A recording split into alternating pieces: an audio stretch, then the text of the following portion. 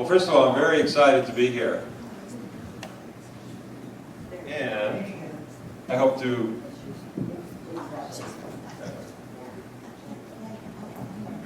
dispel 4 common myths that we have about brain aging and to share some empowering truths.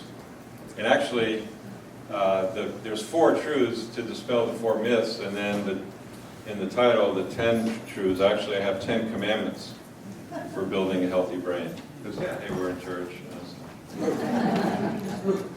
So, I just want to get an idea of who's here. So, how many people here are 40 or above? Okay, and how many people here have ever worried about losing their memory or having some memory loss? Okay. So yeah, I think this is a very important topic. And for you young folks, you probably have some loved ones that are getting older, and hate to tell you, but you know, you'll end up here too. I'm 65 and proud of it. And so I want to give you, I'm going to say 3 words, just 3 words. I'm going to only say them once, and I want you to remember them. Are you ready? Nickel, watch, and orange. And there will be a test. So actually, I want to dedicate this talk to my mother, Ruth Cal, who did die of dementia 2 days short of 97. Wow. And so she had 95 great years, and then a slide, and then, you know, what happens at the end of all life. In the winning at aging thing, the only alternative to getting old is dying young, so might as well embrace it. It is just another growth phase. And I'm on a mission to have as healthy a brain as I can have, and to help as many people as possible have healthier brains. And you'll see by the end of the talk, we're not just talking about mechanical, you know, things. We're talking about a big picture. I hope to give you a big picture. So, let me ask you if you think this is true or false. That is brain aging and brain deterioration inevitable as we grow old? No.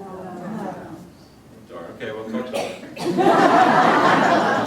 well, you said the right answer, but if you read, you know, the media, and you know, I think the Alzheimer's Association and all those charities are probably do a lot of great work, but if everyone did everything I said, we'd pretty much put them out of business. And there is this self-perpetuation that large charities have. So some of the good news that I'm going to say has not really been publicized. So the truth is that we actually have tremendous power to affect our brain health, and let's see. Yeah. But we study what we need to learn. We teach what we need to learn. So yeah. So there's new evidence, new research that and maybe you've seen the curves, and I've seen them, where they graph our brain function over time, right? And generally kind of goes like that. Well, what a brilliant scientist thought of was, let's look at people over a period of time, and then the people that actually got Alzheimer's and dementia, let's take them out, and so we could see what normal, healthy people do. Well, guess what? The curves are pretty much like that. So that a healthy brain does not deteriorate to any large extent. That probably our processing speed slows down a bit, and as we'll see further in the talk, the brain is the most adaptable organ in the body, which is basically was thought impossible the dogma was for centuries that the brain structure and function is set, it can't be changed, you know, you're basically doomed. And so now the 21st century, we know how adaptable it is, and anyone can guess what the term is, the neuroplasticity. Yeah, neuroplasticity is just, I think, the greatest thing since sliced bread. And even better than that, there's neurogenesis. And so there's, and the way I say it, there's baby brain cells waiting to be born, and they just need to be stimulated, and they actually grow up, and they interconnect into those neural networks, and they refresh the brain. And you know, and we'll talk about, there's really a big four that science has most confirmed as far as things that we can do. And I teach this course and two others at OLLI, the Osher Lifelong Learning Institute at SOU. And when I taught this course in the first week, everyone, and the average age is about 70 there, and they go, well, what can I do? What should I do? So normally when I teach and write, I invite people and I suggest, you know, well, you could do this, and this might be good, consider this. But then I said, no, okay, you want to know? These are the commandments for building a healthy brain. So we'll be going over those. But I'll mention the big four, and they're pretty easy to say. I'm sure you all know, basically. But it's high levels of physical, mental, and emotional connection, activity, and a healthy diet. So that's the big four. But there's 6 others that are right up there. Just they haven't had as much research. So we already dispelled the first myth. We're not doomed to relentless decline. And so the second one is corollary. Are we helpless victims to brain deterioration? No, okay. Because there's a lot that we can do. We can actually make a choice, and we can start to change our lifestyle and build a better brain. However, that's not so easy, right? Because a lot of us, or most of us, know basically what to do, but are we always doing it? And we'll talk a little more later. We're really like, we really have a divided self. We have kind of a dark side and a light side, almost like multiple personality disorder. Because part of it says, yeah, I'm going to eat really good, and I'm not going to eat that dessert, and I'm going to skip the Haagen-Dazs, and I'm going to exercise. And then, but then the other part of us goes, just this once. I'm going to skip the gym and go to the freezer. So that's a really common human dilemma. So we do have to face that. So it's not so easy, but really the easy part is that I say that we actually have a switch in our brain, and I'll tell you why I think that in a minute. But we have a switch, and our freedom and our free will, I think, is really about controlling our IAA, our intention, our attention, and our attitude. Those 3 things, right? And so if we work with what we can control, and just changing our attitude, it will almost immediately change how things affect us. Now, I've been a little skeptical. I'm an ex-hippie with a master's degree, and then became a doctor of chiropractic. But when people say you create your own reality, you know, I think that it's partially true. I think there's some kind of external give and take. But some studies have now shown that, for instance, our attitude towards stress affects how the stress affects us. So if we think of, and the way I say it is that if we think of problems as challenges, and even more if we think of challenges as gifts, then we can have post-traumatic growth rather than post-traumatic stress syndrome. And what research has shown that even teaching soldiers, just the fact that you can actually have post-traumatic growth, that actually helps some of them. I mean, there's more to it. So this is another example of what's called the self-fulfilling prophecy. And healthy aging is a little bit like that. If we have a positive expectation, it seems to affect our attitude, what we do, how things affect us. And then other studies have shown that just taking a few slow, deep breaths causes almost an instantaneous change in our mental state. And just a few minutes a day of meditation, which we're going to do a little bit later, a short one, we're going to do instantaneous mindfulness here.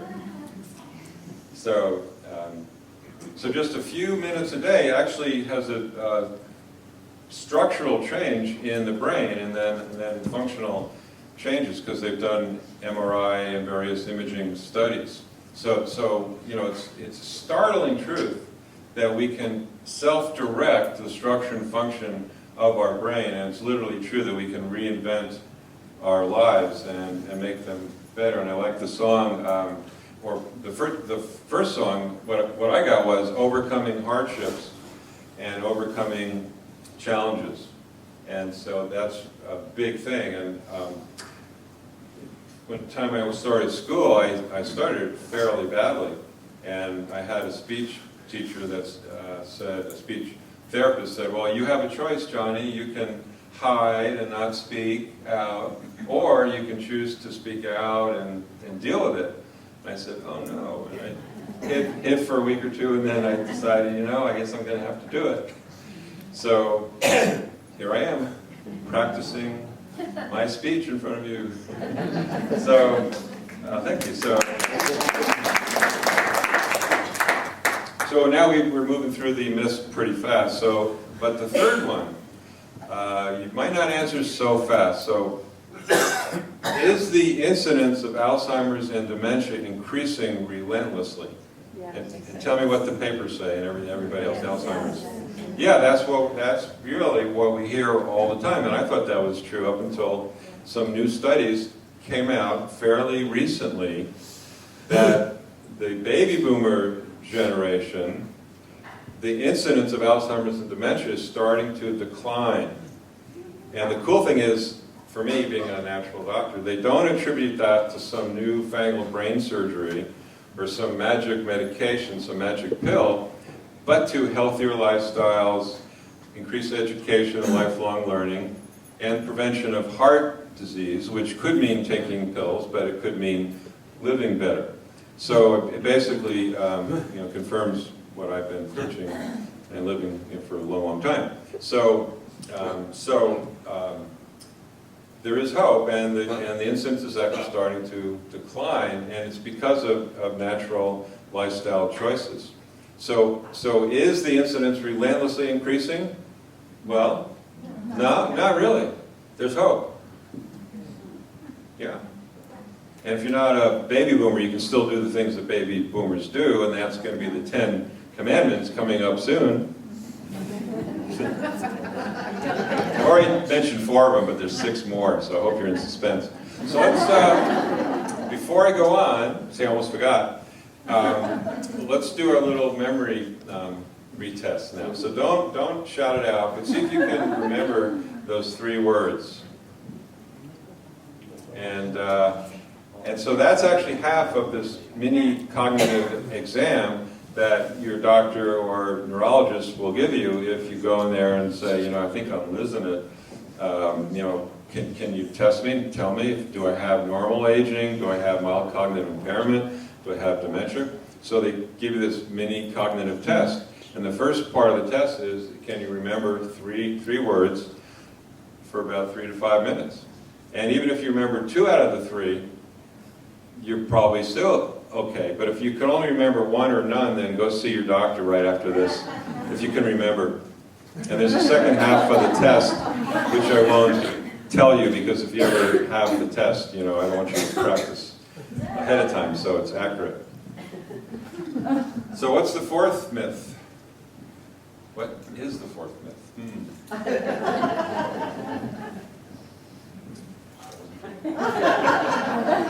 What's the 3rd word? Fun, but I should not remember these. Well, the 3rd was that the 3rd myth is that the incidence of Alzheimer's and dementia is increasing inevitably, exponentially, or. Okay, yeah, this one is really important.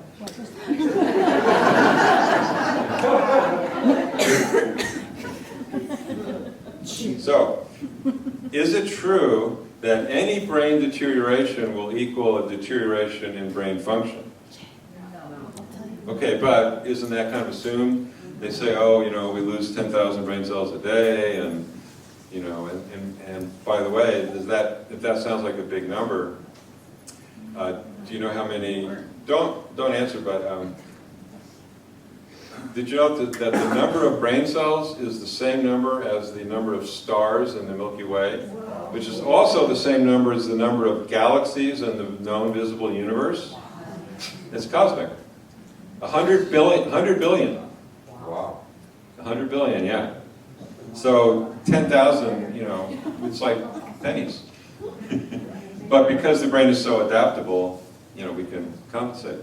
So the general belief has been that deterioration in the brain, if they do a brain scan, and the hallmark of Alzheimer's are these tangles and plaques.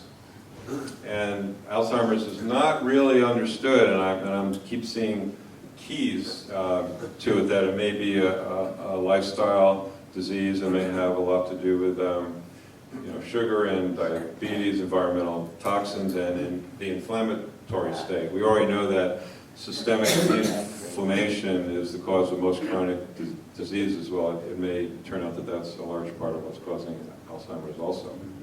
But what they were able to do was they actually had people who appeared normal, but they donated their brains to science, and they autopsied or examined their brains, and some of these people had advanced Alzheimer's type degeneration, but they had no symptoms.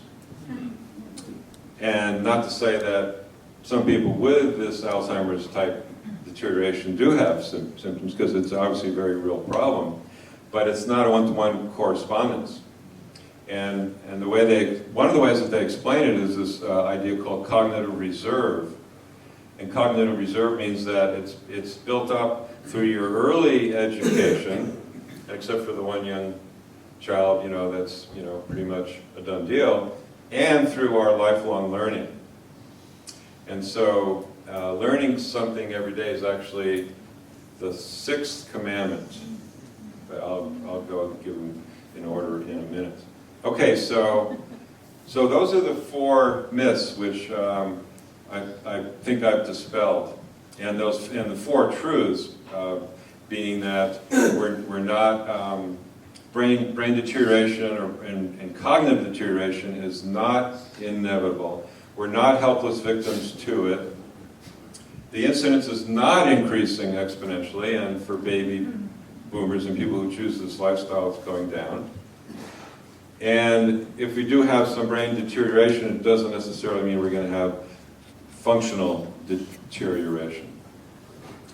So let's look. The reason I call these commandments, like I said, normally in my books I invite people and I make suggestions, but when I started the OLLI course with the 70-year-old folks, they go, well, what can I do? What can I do? Tell me what to do. I say, okay, I'm not going to beat around the bush. These are 10 non-negotiable commandments if you want to build a better brain. How many people don't want a better brain?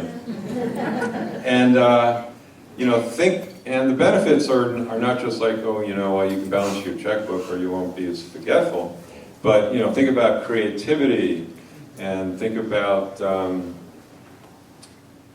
cosmic consciousness, and think about having more love and more happiness. Actually, I call it the happiness dividend, because as we build a better brain, we're having more potential for happiness, compassion, and the values that we hold dear. We each have our own core values, and having a better brain will support us living our values and living our truth and finding our truth. So, the healthy, the commandment, better brain commandment, number 1, thou shalt exercise. No, you must exercise regularly, and if you're allergic to exercise, if you're allergic to the word, the E word, you must have high levels of physical activity. So you don't have to go to the gym. Well, yoga is probably considered mild physical activity, unless you're doing the intense one. But yeah, yoga counts. The main research has said moderate to intense exercise, and the U.S. government guidelines, 2.5 hours of moderate or 1.25 hours of intense. And I always like to, how can I maximize my benefits in minimum time?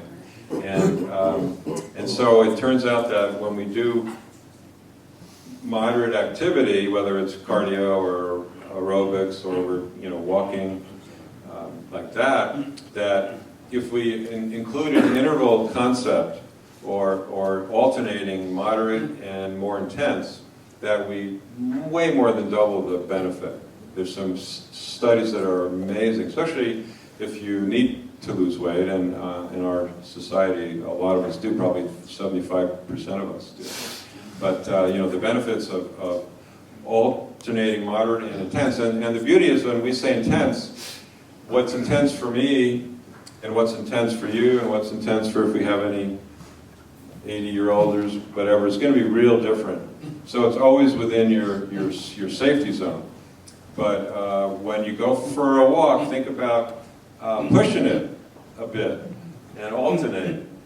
So the idea, they call it, not shin splints, but anyway, it's another term, another thing I can't remember. I'm working on it. So runners, where they'll jog and then they'll run, or you can, yes, sprints, wind sprints, shin sprints. That was really close.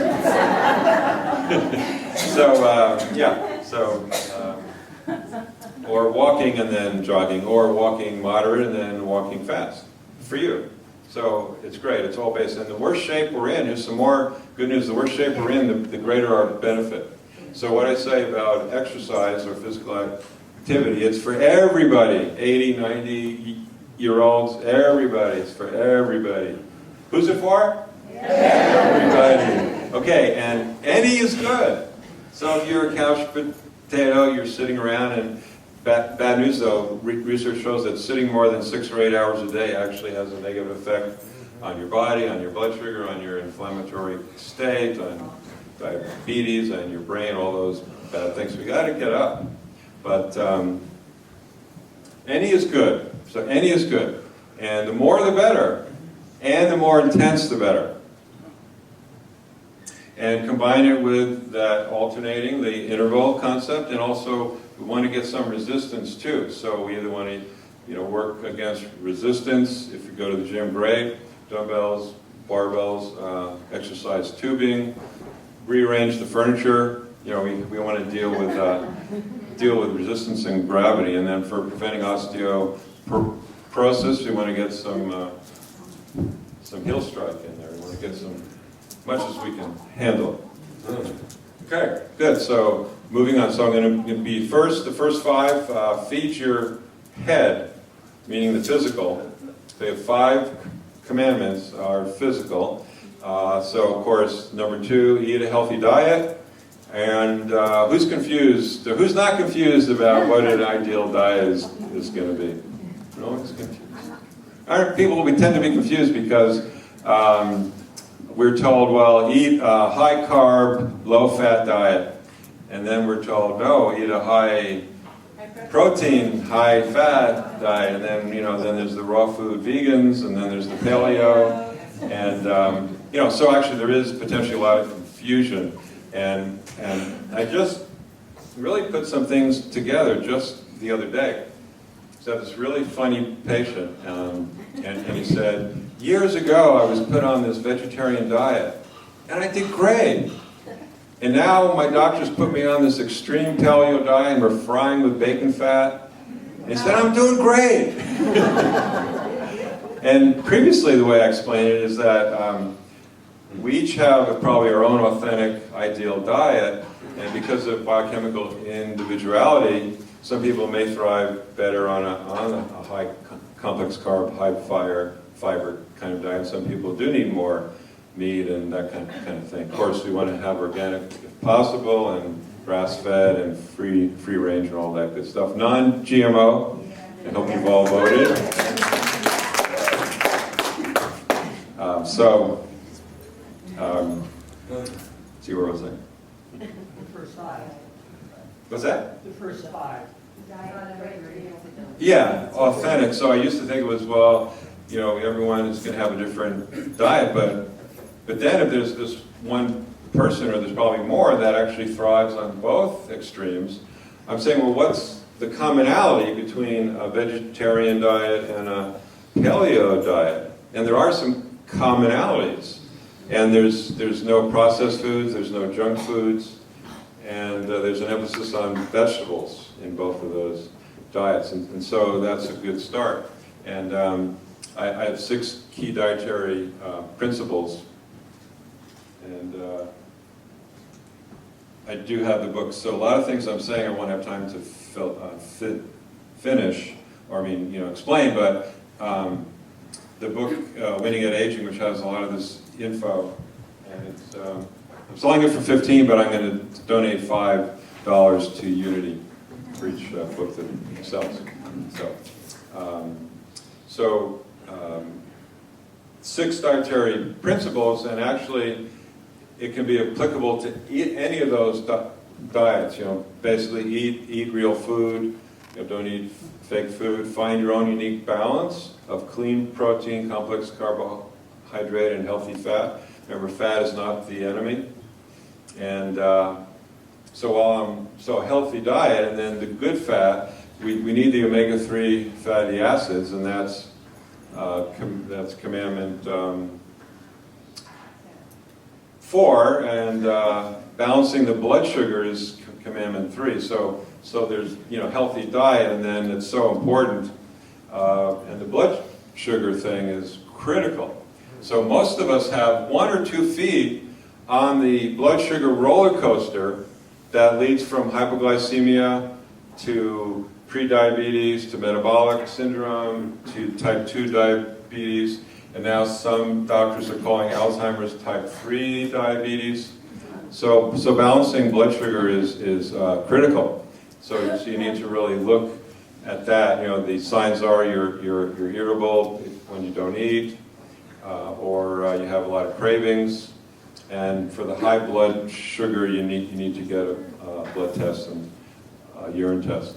But you really want to. They're preventable diseases, so you can, if you catch it, you can change it.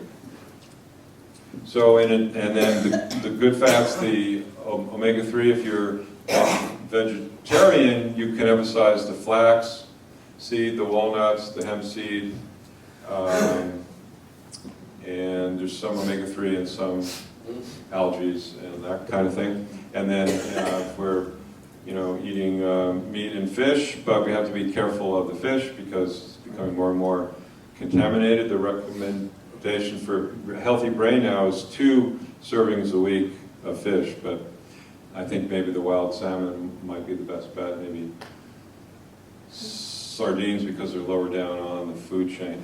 So, it's becoming, eating is becoming riskier and riskier because of all the contaminants and what they're doing to the food, but let's not dwell on that.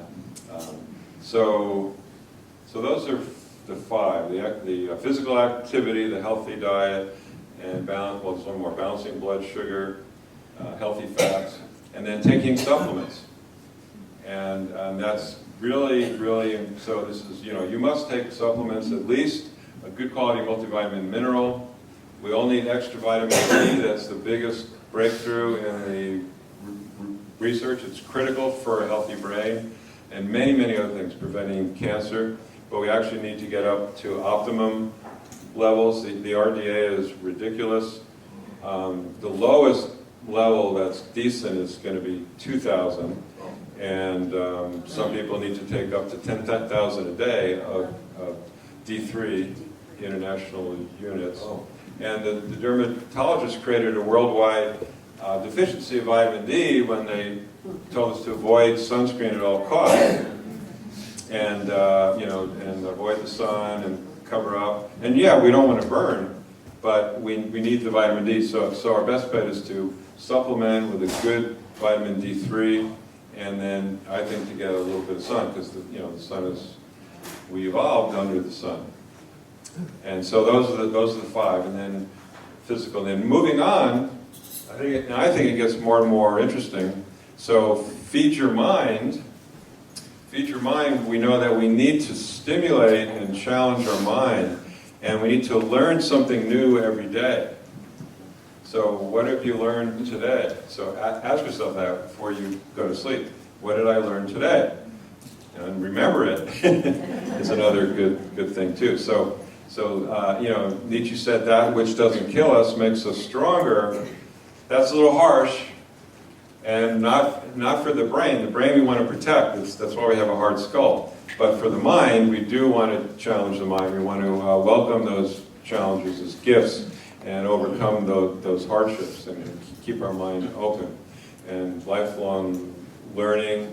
There are some computer games that actually translate into improved intelligence in general life. And pick up. I'm trying to learn Spanish, even though languages are really hard for me. And learn a new dance, walk a different route.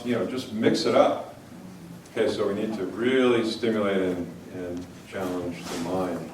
But in this, then I'm going to say, also, and I can talk much about sleep, but sleep, the more and more research on sleep, it's so important. And not getting enough sleep is like being drunk. It causes brain damage.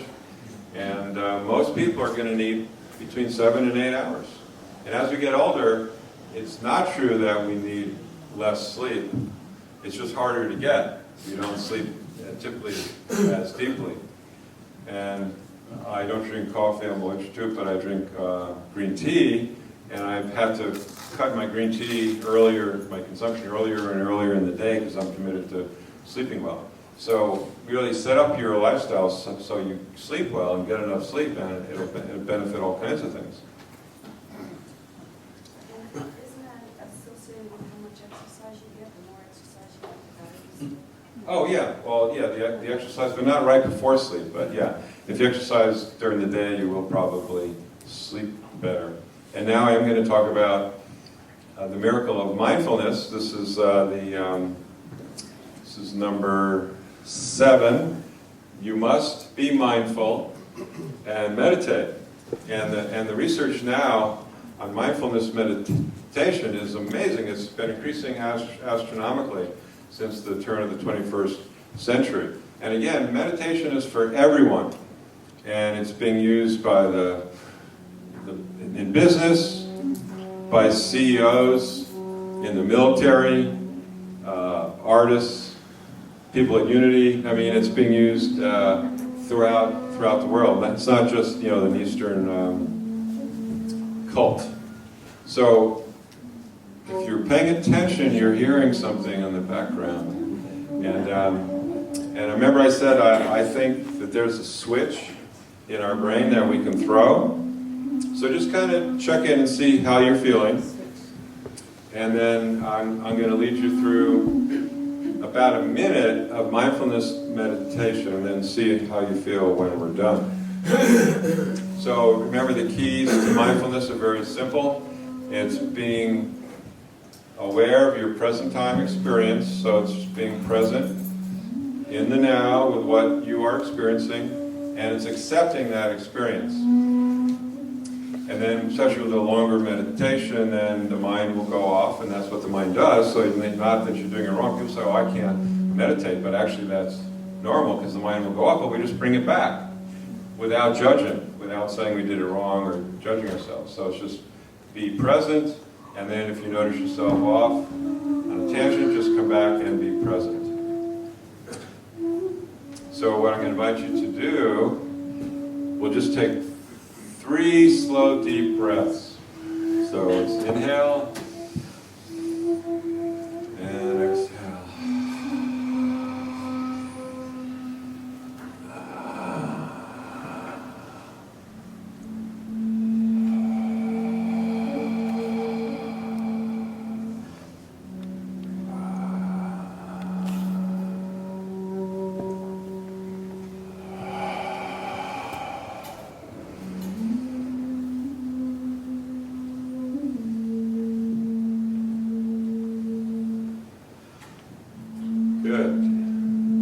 So instant mindfulness.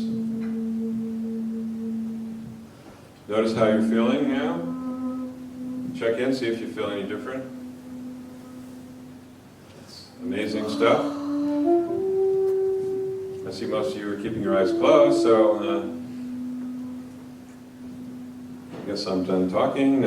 Still have some exciting things to say, so if you're not asleep, open your eyes. And the commandment number, I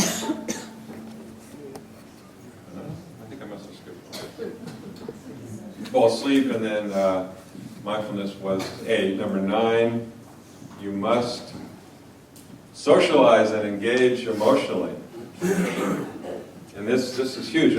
Just before I came here, the TV was on, and there was some speaker talking about the happiness advantage. And he said, if there's one thing that the research has shown, and before he said it, I turned to my wife and I said, friendship. And he goes, social connection. So for happiness and for brain health, so the social and the emotional connection is one of the big 4. What are the other big 3? Physical, Yeah. exercise. Physical and mental and diet. Yeah, so high levels of physical activity, mental activity, and social activity, and a healthy diet. So this is a beautiful thing. We come to Unity, or we go to various groups. We connect with other people, and we want to open our hearts, open our minds. And with the mindfulness meditation, you can also alternate that with the loving kindness meditation, which also has a lot of research. It does some different things to the brain. But I think that's one of the single best things we can do to help us connect with other people. And even if you're shy, like the little boy, which I don't believe that he was shy. You probably don't believe that I'm shy, but I did grow up shy. But so even if we're a shy person, we want to have at least one close friend that we can, communicate with, a confidant, that we can let our hair down, show all our wrinkles and bumps and warts, and and open our heart and talk about hardships. So, and these last 2 commandments, are feeding the heart in the metaphorical sense. I didn't mention the brain-heart connection in the physical heart. It's critical, it's one of the reasons why baby boomers tend to have less dementia, is because of the prevention of heart disease. The brain's got to get that blood, got to get the oxygen. So healthy physical heart, healthy brain, healthy emotional heart, and soul and spirit, and a healthy mind go hand in hand. And there's a lot of physiological evidence for this, that there's a nerve called the vagus nerve, which is a cranial nerve, runs from the brain, and it goes to the vocal cords, so we can hear it in someone's speech. It goes to the heart, and it goes to all the intestines and the organs in our gut. So we talk about a gut brain. The largest collection of nerve cells outside of the brain is in the gut, about 100 million, I think it is. And it's also 80% of our immune system is in the gut. So it's a huge area. And we have the solar plexus and the vagus nerve. So I really think of it as a gut-heart brain. Gut-heart brain. So, and the first organ that develops in the embryo is the brain and the nervous system. So, along with the supplements I mentioned, consider a good probiotic, because now we're discovering that the bugs in the gut not only affect our intestine, but they affect the whole body, and they affect our moods and our mental health. And there's more and more research coming out on that, on the good bugs, the healthy fauna, the flora, right? Well, they're kind of, some of them could be protozoa. That wouldn't be good. Okay, anyway, so we need to connect. We need to, we can hardwire the brain for loving kindness, and the way and for happiness. And science has identified 10 positive emotions. And basically, throughout the day, you've probably all noticed that the negative, quote-unquote, negative emotions, the fear and the anger and the jealousy and the grief, they're so strong. So to balance that and to kind of emphasize the optimism and the positive side, we want to savor the positive emotions. That means be mindful when we're having them and kind of breathe into them. And so on a day-to-day basis, we really want to really notice and enhance those little positive moments. And then finally, the 10th commandment, you must synergize and balance your life. And the synergy means that the research has shown that if you just do those big four, it's more than the sum of the parts. So we get a multiply or an exponential benefit by doing just those four. So if we can balance all 10 of what I've said, all 10 commandments, there's almost unlimited potential for reinventing our life, for enhancing our values. And as we get older, or at any age, part of our finding our truth, finding our spiritual path involves what might be called self-transcendence, or moving from me to we, from the little me to the big me. And so that's part of building friendships, building relationships, building community, and opening the heart, opening the mind, and to synergize and balance all of this and all together. So there you have it. I hope you feel the truth, you feel empowered, and make that choice to go out and build a better brain.